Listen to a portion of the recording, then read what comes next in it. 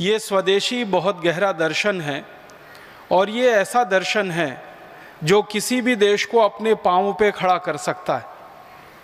और इस दर्शन ने पिछले 200 वर्ष में दुनिया के कई देशों में ऐसे चमत्कार किए हैं कि वो देश आज दुनिया में सबसे बड़ी महाशक्ति बन गए हैं।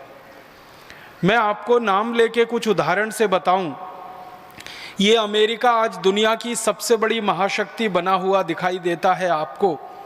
ये स्वदेशी के दर्शन में से निकला हुआ देश है। अमेरिका ने बहुत लंबे समय तक अपने देश में स्वदेशी आंदोलन चलाया। जैसे हमारे देश में परम पूजनीय स्वामी रामदेव जी स्वदेशी आंदोलन के प्रखर प्रवक्ता हैं, प्रखर दिशा निर्देशक हैं, अगर अंग्रेजी में कहें तो लीडर हैं। वैसे ही अमेरिका में स्वदेशी आंदोलन के एक बहुत प्रखर प्रवक्ता पैदा हुए थे, जॉर्ज वॉशिंगटन। उन्होंने अपने पूरे देश को स्वदेशी की तरफ मोड़ दिया था।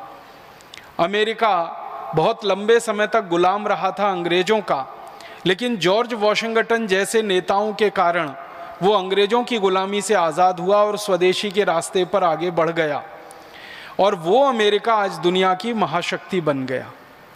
आप अगर हैरान हो जाएंगे ये सुनकर कि मात्र पिछले 200 वर्षों में अमेरिका दुनिया की महाशक्ति बन गया। 200 वर्ष पहले तक अमेरिका का कोई अस्तित्व नहीं था।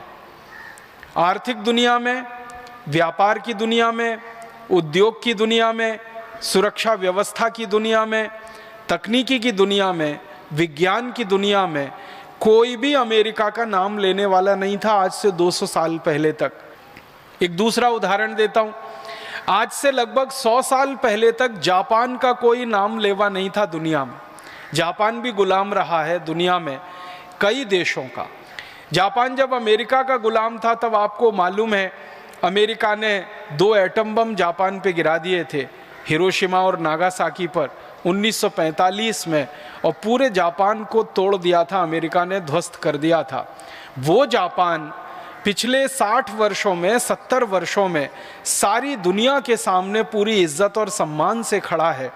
अमेरिका के बाद दूसरा नाम अगर लिया जाता है दुनिया में तो वो जापान का नाम लिया जाता है। हमारा एक पड़ोसी देश है, उसका नाम है चीन।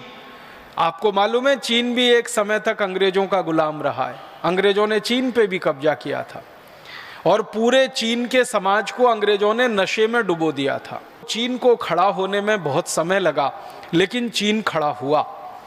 1949 तक अगर चीन के बारे में आप जानने की कोशिश करेंगे तो पता चलेगा कि चीन भिखारी देश था। उनको खाना खाने के लिए जो चावल चाहिए वो उनके पास नहीं होता था।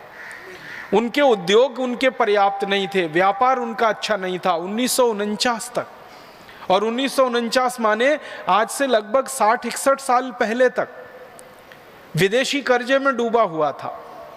पूरी तरह से ध्वस्त और अस्त व्यस्त देश था चीन।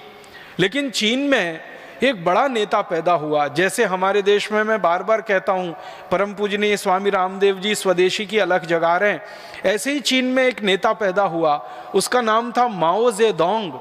उसने पूरे देश को स्वदेशी के रास्ते पे डाल दिया और चीन के लोगों के दिल दिमाग में स्वदेशी चिंतन, स्वदेशी दर्शन ऐसे भर दिया कि पूरा चीन पिछले 60 साल में अपने पैरों पे खड़ा हो गया। और आज चीन पूरी दुनिया को अनाज खिला रहा है, पूरी दुनिया को भोजन करा रहा है।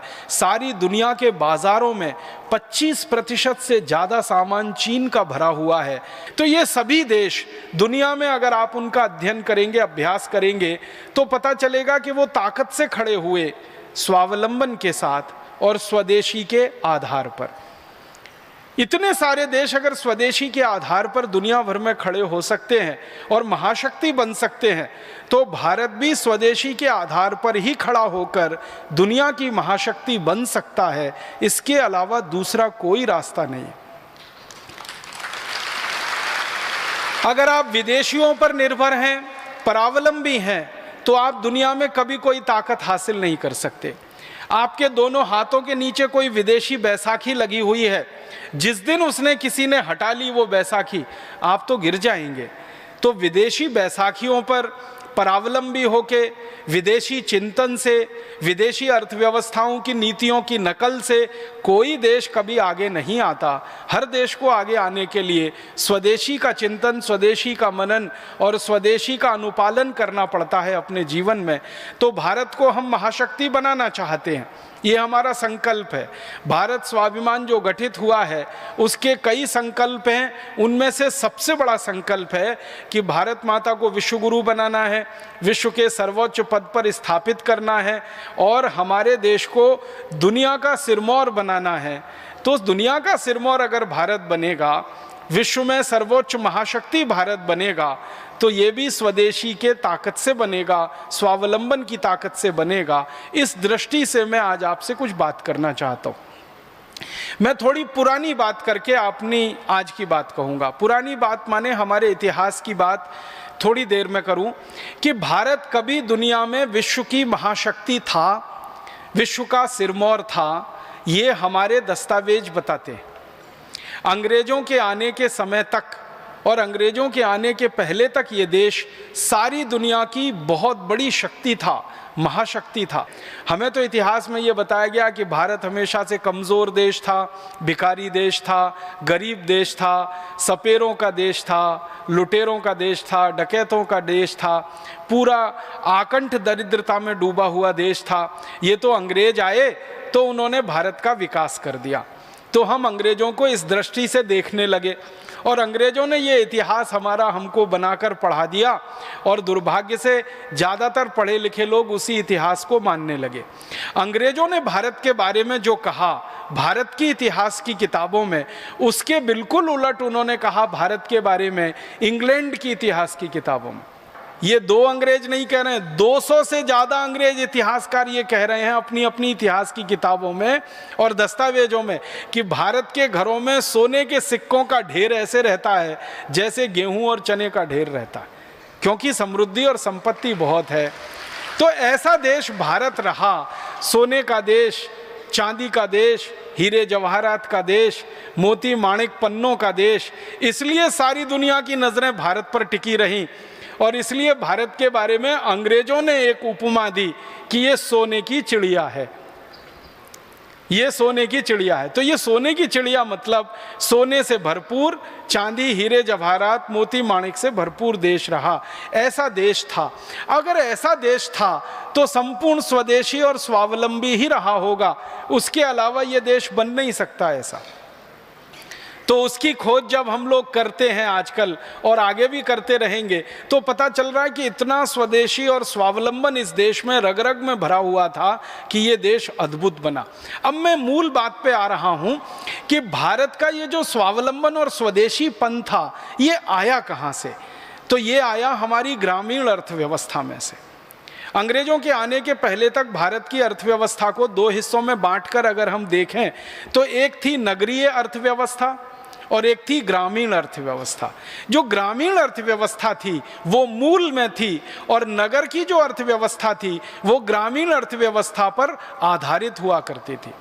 मतलब सीधे शब्दों में कहूँ तो गांव हमारे संपूर्ण स्वावलंबी हुआ करते थे और नगर हमारे गांव के ऊपर निर्भर हुआ करते थे। मतलब सीधा सा ये है कि गांव में उत्पादन होता था और नगर में जाकर वो बिका करता था।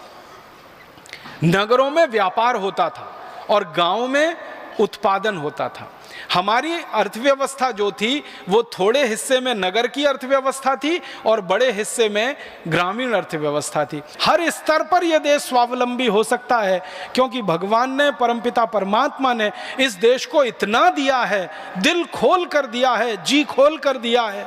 बस वो दिखाई देना चाहिए और उसका सही नियोजन करने की बुद्धि और क्षमता हम में आनी चाहिए और उसके हिसाब से तकनीकी और विज्ञान का विकास हमें करना है और वैसे संकल्पवान लोगों को खड़ा करना है जो इस काम को कर सकें। तो आप सभी वो संकल्पवान लोग हैं जो आने वाले समय में इस देश में खड़े होंगे और शायद भारत स्वाभिमान ही इस काम में अगुवाई करेगा, लीडरशिप लेगा और भारत देश को जो भी ज़रूरत की तकनीकी है, जो भी ज़रूरत के संसाधन साधन है उसको उपलब्ध कराने में, नीतियां बदलवाने में, कानून बदलवाने में और व्यवस्थाओं को सुचारू रूप से चलाने में हमारी भूमिका सबसे अग्रणी होने वाली है। इसलिए आपके ऊपर बहुत बड़ी जिम्मेदारी है और इस जिम्मेदारी को आप जिस दिन महसूस करना शुरू कर लेंगे उसी दिन ये हो जाना शुरू हो जाएगी।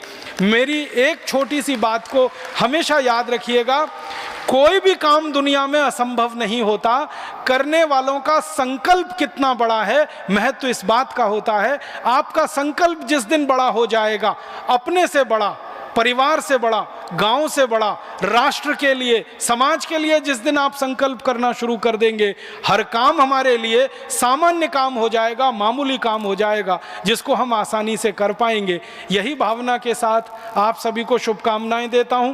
परमपिता परमात्मा से प्रार्थना करता हूं कि जल्दी से सब लोगों में भारत स्वाभिमान की ज्योति जले, हर दिल में यह प्रकाश पैदा हो जाए और सारा देश इकट्ठा होकर देश के स्वावलंबन को बढ़ाए, स्वदेशी के मार्ग पर चलकर, और हम इस काम में सफलता पाएं, ऐसी ईश्वर से कामना के साथ आभार। बहुत धन्यवाद।